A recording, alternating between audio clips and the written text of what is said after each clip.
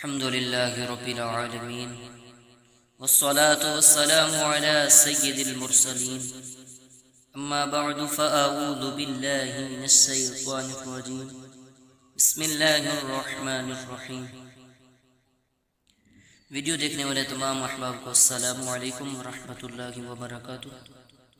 جیسا کہ آپ کو معلوم ہے کہ مدنی قاعدہ کورس جاری ہے، آج اس کی تختی نمبر 2 پڑھیں گے ہم۔ تختی نمبر 1 ہم نے پڑھ لی ہے، آئیے ہم سبق نمبر 2 پڑھتے ہیں۔ سبق نمبر 2 حروف مرکبات۔ آئیے اس تختی کے پہلے قواعد پڑھتے ہیں، بعد میں لیسن پڑھیں گے۔ قواعد نمبر 1، 2 یا اس سے زائد حروف مل کر ایک مرکب بنتا ہے۔ وہ کہہ رہا ہے 2 یا اس سے زائد حروف، جیسے الف یہ اکیلا حروف ہے، یہ مفرد ہے۔ یا وہ کہہ رہا ہے 2 جیسے لام اور الف، یہ لام اکیلا اور الف جو ہے وہ اکیلا۔ کہہ رہا ہے 2 یا اس سے زائد حروف مل کر ایک مرکب حروف بنتا ہے۔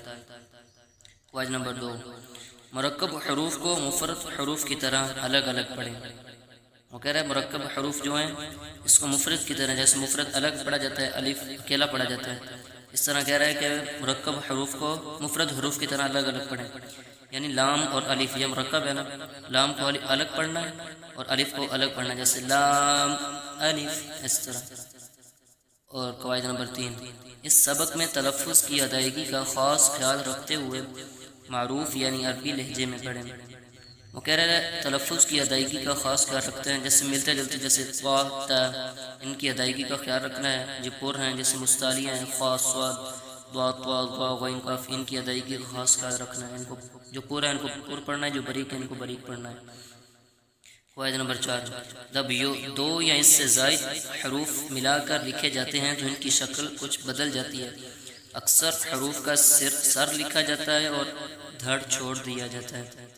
وہ کہہ رہا ہے 2 یا اس سے زائد حروف ملا کر لکھے جاتے ہیں تو ان کی شکل بدل جاتی ہے، جیسے لام پہلی تختی میں آپ دیکھیں گے لام اس طرح ہوگا اکیلا، جب اس اکثر جب 2 حروف ملا کر لکھے گئے ہیں تو اس کا اکثر حروف کا سر لکھا جاتا ہے اور دھڑ چھوڑ دیا جاتا ہے، تو لام اس طرح بن گیا اور الف اس طرح بن گیا۔ تو قواعد نمبر 5، جو حروف مرکب ہونے کی حالت میں ایک جیسے لکھے جاتے ہیں ان کے نقطوں کے رد و بدل سے پہچان کریں۔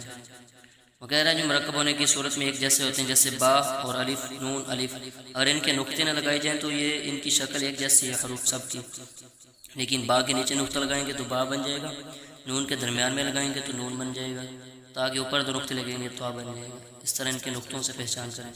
آئیے ہم لیسن نمبر 1 پڑھتے ہیں۔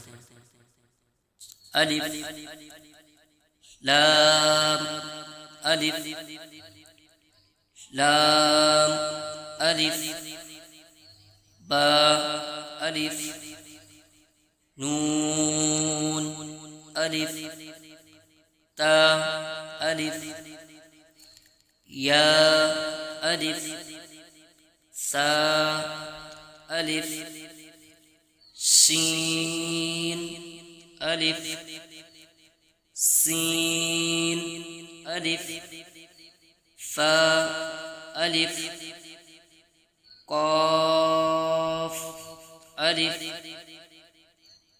جیم الف خا الف حا الف عین الف غین الف صاد الف ضاد الف طا الف ظا الف میم الف ہا الف کاف الف لام با کاف فا کاف تا کاف سا کاف فا طا با سین لام سین لام صاد لام ضاد لام فا لام قاف لام عین لام غین لام کاف لام کاف نون طا نون ظا نون. آج ہم تختی نمبر 2 کا پارٹ 1 پڑھیں گے اور انشاءاللہ باقی تختی کل پڑھیں گے.